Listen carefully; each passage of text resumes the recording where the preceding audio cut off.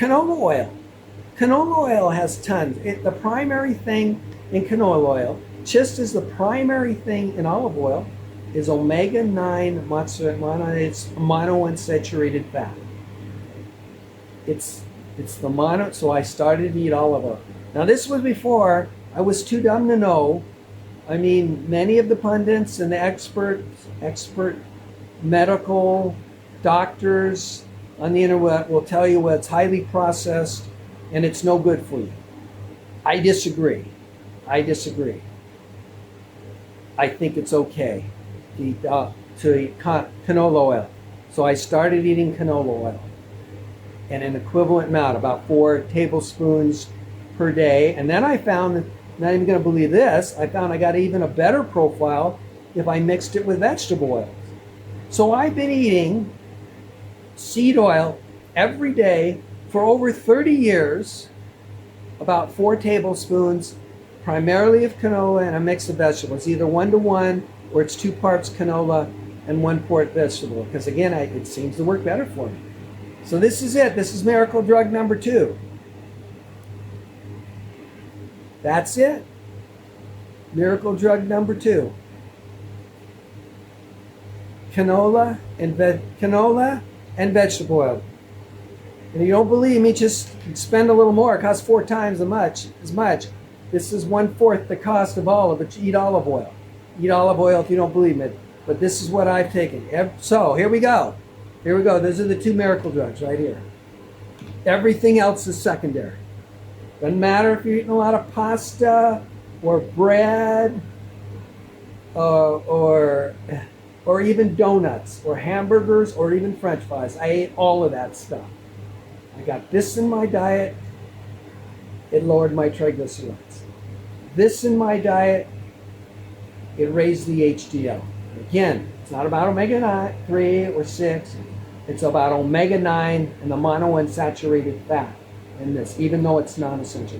Like they say, there's 8 different kinds of omega-9. You can't intuitively say that eating it might not be a big help just because it's non-essential. So there you go. There's your 2 miracle deals.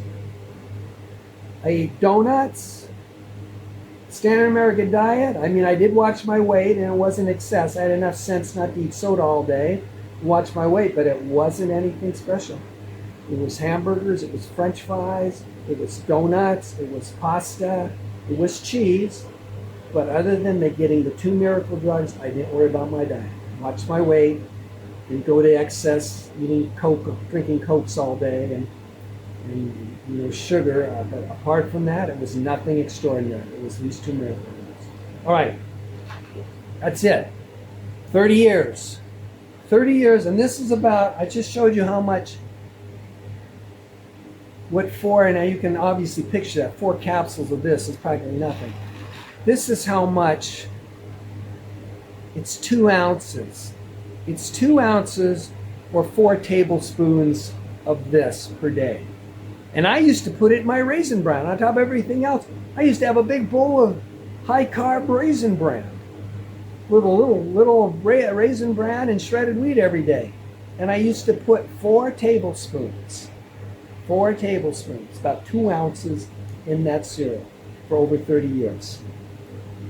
And again, look at me, I'm 67 years old. I don't have there's the blockage in my 4 coronary arteries is zero, it's non-detectable. Now you can say it's all luck and it's just your genes, and that might be. I don't think so. I think it's part of it. Again, I started out with triglycerides over 300 in HDL, and my HDL is now in the 60s. I started out with triglycerides over 300 in HDL in the low 30s. My dad had triple bypass surgery in his 50s. It might be luck. It might be my genes. It certainly is to some degree, but I don't think so.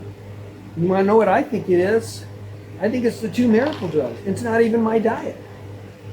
It's not even my diet. It's the 2 miracle drugs. That's it.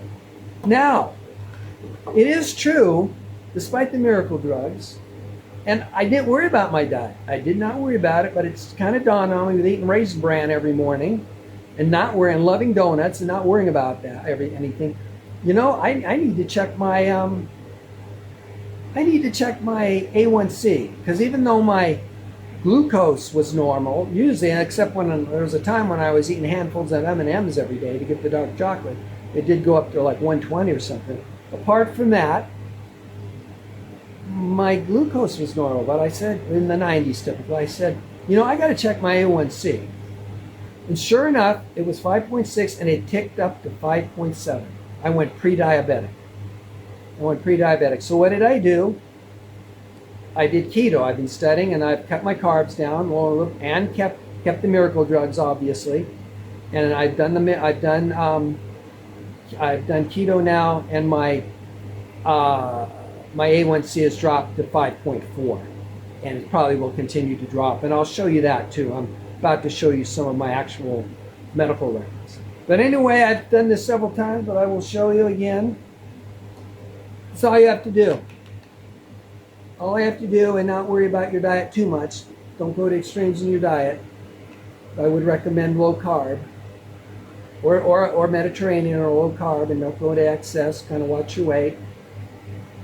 Do some intermittent fasting on some of that, but it wasn't anything. It wasn't anything but this. It was 4 capsules of that and 4 tablespoons of that every day for over 30 years. And this is about how much. And I used to put it in my cereal. Now I have kind of a keto cereal that I make, and I have a video on that. Anyway, let me show you some of my medical records.